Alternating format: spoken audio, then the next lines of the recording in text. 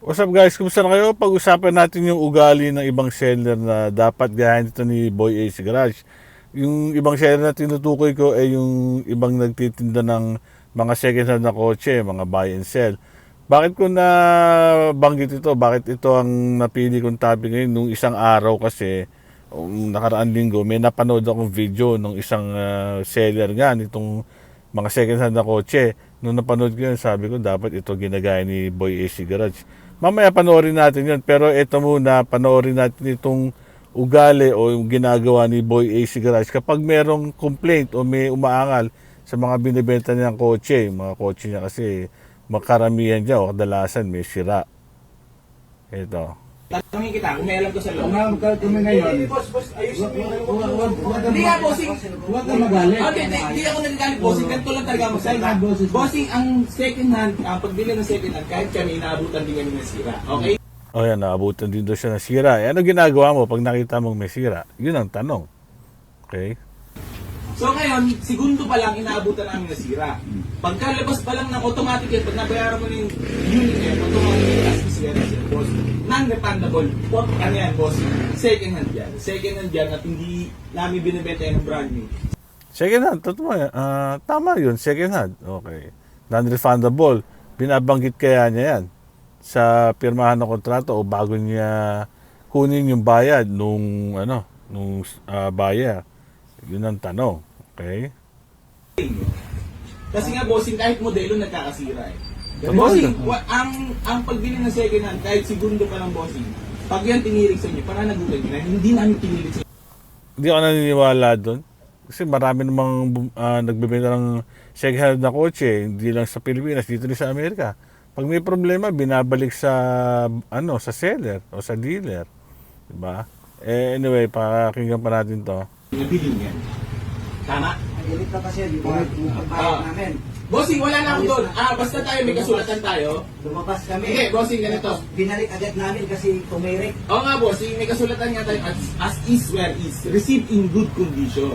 So ngayon, pag nabayaran mo ang unit na yan, automatic. Boss, ako, daan ko ng karanasan na ganyan. Kahit Ang tanong ko dito is, nabasa kaya nung buyer ng maigi yung kontrata o yung kasulatan na binabanggit ni Boy AC Garage?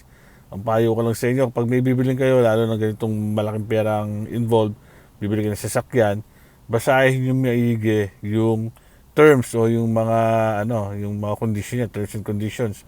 Tanong nyo rin kung paano, kung may problema o kailangan namin isole. Yun, alamin nyo rin. pulis ako, magpabarangay or magreklamo ako sa korte, hindi ako papansinin, boss. Kasi, bossing, ako may binila akong Ford Ranger, 350,000. Paglabas namin sa kanto, boss, tinirik kami. Kumatok ang makina. Wala kaming nagawa kahit magpabarangay. Bossing, yun lang. Niwala ka sa akin, wala daw nagawa. Kung wala ka nagawa, baka naman talagang wala kang ginawa, hindi mo pinursige o hindi mo kinausap yung seller. Posible naman yun. Tsaka porque wala kayong nagawa o ganyan naging experience nyo, justified na ba yun? Dapat ganyan na rin kayo sa, sa mga buyer nyo. Hindi pinapaintindi nga ako sa inyo. Bilang siyempre, matanda na kayo. Alam niyo na yung tama't mali, boss. Ganito na alam, bossing. Kung gusto niyo is tutulungan namin kayo, check yung unit. Siyempre, kung may kailangan palitan ng pyesa, automatic. So, pananag. Wala kami doon. Ayun na, yun. Ayun. Pinunta lang dito. Kaya nga tatawagan ko rin yung mismong owner kasi yan yung consignment lang sa akin. Consignment. Kasi, Yung unit na yan. kasi ang ito namin, boss, Anyway, consignment lang daw, kahit na consignment na, siguraduhin mo na maganda yan at pag may problema, sigasuin mo yung customer.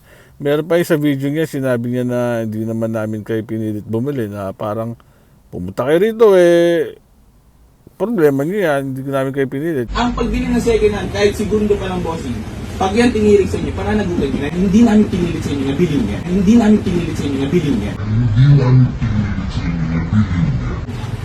Tama? Pwede ba yun? Pag bumili kayo sa SM o sa ibang mga tindahan, pag may problema yung produkto, sabihin sa inyo, hindi naman namin kayo pinilit bumili niyan. Anyway, ito yung isa pang video, panoorin natin ito kung anong ugali niya. Ganun ulit sa isang buyer na may reklamo. Dito, i-upload ko to agad. Go! Para malaman lang din, si madam, Wala. Ang pangit ng service nila. Oh, yeah. Madam, paano magiging service sa amin? Kasi bibili ko lang sila na agad. Papunta na nga. Tinanong pa yun, paano naging pangit service namin? Eh, tono mo pa, alam ko paano ako makipag-usap eh. Ang pangit na eh. Galit na galit ka na eh, di ba? Ay, nako.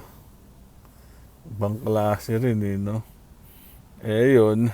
Panoorin pa natin. Yung mekaniko. Ano pa ba gusto mo? Hindi ganun Ano ba gusto mo sa'yo lahat ng Hindi ganun ang sa'yo lahat papabor ang panahon? expect namin. Hindi ko sinabing papabot. Oh, di ba ganun ang pinaparating mo, madam eh? Parang ano yun, no? Daldal, ano? Talagang combative, no? Palaaway, no? Hindi mo na lang asikasuhin na maigi yung customer. Pero, yeah, tuloy Kasi natin. hindi ganun. Kasi nagagalit ka agad eh. Ano naman maging happy ako. Kaya nga, Oo nga naman. madam, ito na nga, Pera yung binitawan. ginagawa Nang insulto pa yun, no? na nga ng paraan, di ba? Eh kanina, pag Ginagawa. papunta na nga yung mekaniko na abala sa simbahan pag galing nagsisimba yung tao, inabala ko. oh. So, sino may kasalanan ako? Madam, wala naman dapat sisihin sa atin dito. Pinabubukha mo kasi sa akin na. Nasa simbahan siya. Hindi, madam, nandun naman kasi talaga siya. Gusto pakita ko pa sa yung chat. Bilang ano yun, no, seller, negosyante, dapat meron kang ugaling maganda na customer service oriented ka, hindi yung ganyan. O ito, panoorin pa natin to. Unang-una, na-under naman yung sasakyan. Bakit gusto ibabalik nyo? Walang ganun, boss. Kahit magpabarang kayo, magpabulis kayo, walang ganun, boss. Alam nyo yan. Once na binayaran nyo yung unit, na nagbayaran tayo, nagtawaran tayo, tinest drive at ni-road test nyo yan, automatically, done. Mali rin. Mali rin. Mamaya, papakita ko sa inyo kung ano yung ginawa ng isang seller. Anyway, yeah, ganyan ugali niya. Pagka may mga customer complaint o may mga nagsoli, nakakaano rin no? Nakakadismaya, nakakainis. Kung kayo nasa kalagayan ng mga customer niya, mabubuisit din kayo. Pero eto, panoorin natin tong video nung isang seller din. Pangalan niya yung Tito Mac. Nakita ko to nung nakaraan eh. Magaling ito, panoorin niya. Oh, ito. Yung unit na kabibili sa atin kanina lang.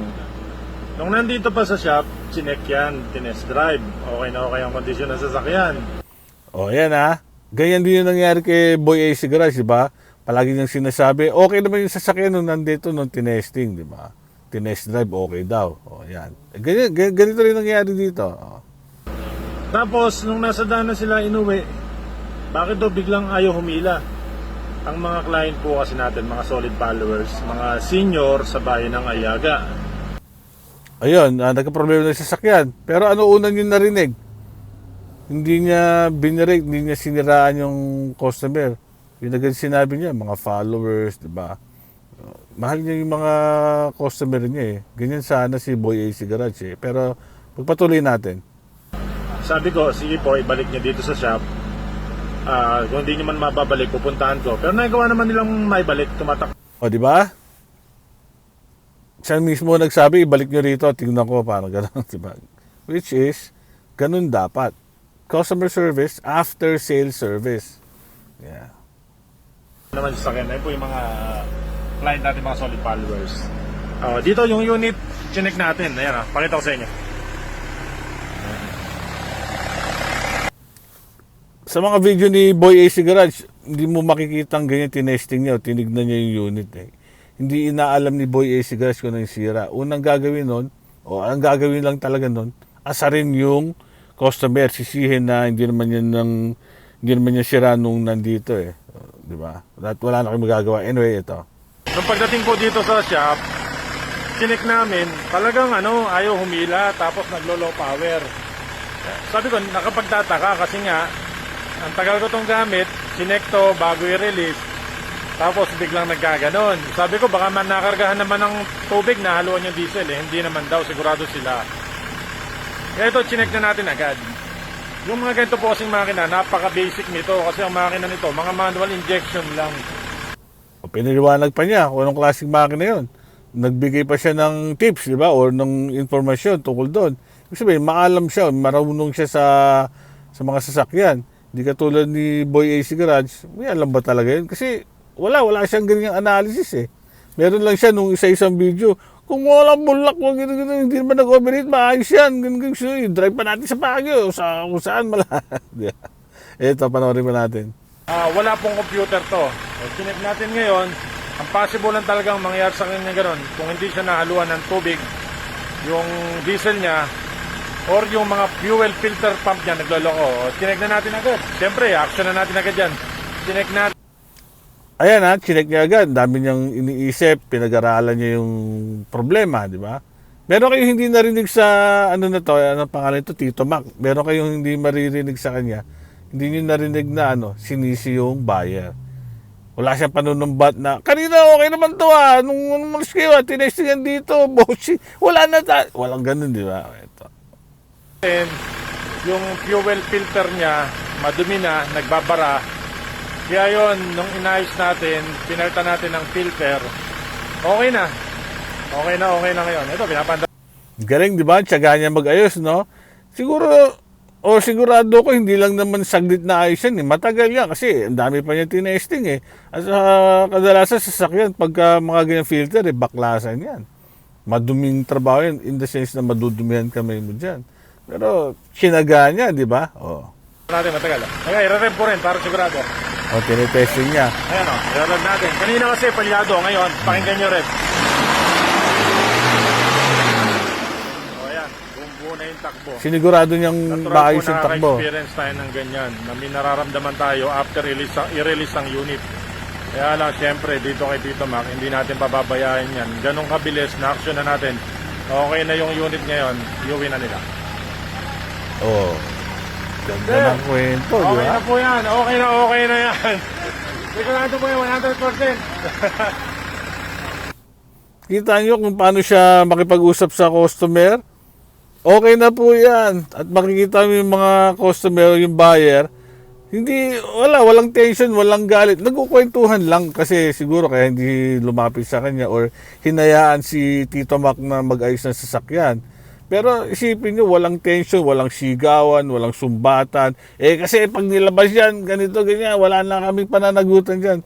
Ganun dapat sana, ganun sana dapat yung pag-uugalin to ni Boy AC Garage. Pero may mga seller na ganyan ang ugali. May mga iba pa ako napanood na ganyan. Pero pagka nagbebenta, nagninegosyo, meron tinatawag na after-sale service. At doon sa huling video, doon yung makikita, ganun dapat ang pagtrato sa mga customer. Kasi yung mga yan, hindi naman basta-basta bumili lang yan ng kung anong t-shirt o sapatos. Malaking pera, malaking halaga involved dyan. Diba? Pinag-iipunan nila yan. Dugot pawis yan, hindi basta-basta napupulot na pera. So, dapat pahalagahan ng mga customer. Anyway, maraming salamat sa panonood. See you in the next video.